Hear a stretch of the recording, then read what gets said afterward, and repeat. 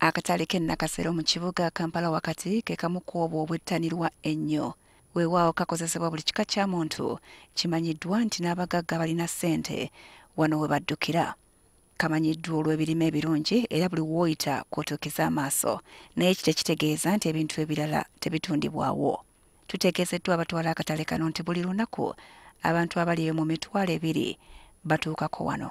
Kinajjukira nti akatale k'e Nakasero kakola misana na kiro. Akeetalo kabeera kangi naye ate bwe kituuka mu kiro ate kayitirira.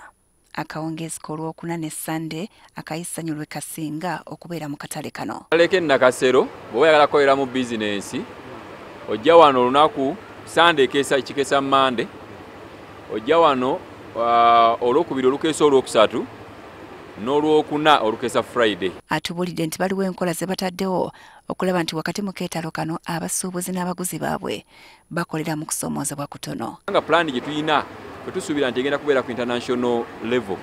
So bwe tuba tukazimbye n'abantu abalala nammwe abakola mu mawulire oba ki oyinza okuvaayo naawe n'ojja n'otujoyininga n'okola naffe bizinesi. So tetukitunuulidde ku ffe ffekka naye n'abo abalijja. Prosi Namagembe mutunzi w'amatooke era mu katale kano amazeemu emyaka 6.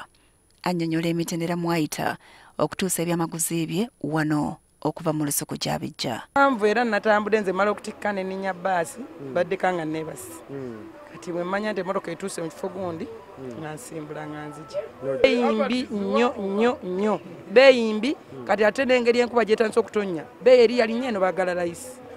Baagala layisi ettooke baagala lya kasanvu 80 mutwalo mbwe eri mangi. Naye emmotoka ya 1300 transport. Ettooke limu tulutikkira 1300 okuva embala oba 3-5.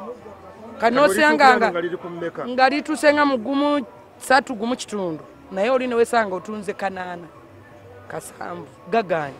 Mu kiro ng'emirimu gigenda mu maaso, enkuba kye kimu ku bitera okubatattaaganya era terwabadde busa n'etandika. Kati waliwo abalowooza nti singa batereeza akatale kano ekizibu ky'embeera y'obudde kyandigonjoolwa. Nga bwe tugula ebintu tetulina wa kubiteeka era kyovula batulwana tulabe nga akatale tuzimba akatale tubeere n'ekifo ekigazi ekisinga ku kino. Akawungeezi ng'abasuubuzi naddala bakola mu kiro bategeka okukola ekyabwe, abalala okumpi awo babeera mu kucaccanca ng'ebyembeera y'obudde tebabifuddeeko. Nga busaasaana twalengedde Ivan atunda kamulali n'atunnyonnyola naye byayitamu ne byafunamu. Ensawo gye nguze emitwalo 12 mu kyalo ku kyebbeeyi. Kaaberubaale k'obe ng'oli yaloze Ivan tagenda kufuna ssente ku y'omusana mba nnyino giryako emitwalo 3-2. Ivan alowooza nti bannayuganda si bakozi nnyo nga bwe kyandibadde era nga kye kimu ku bibasibye mu bwavu.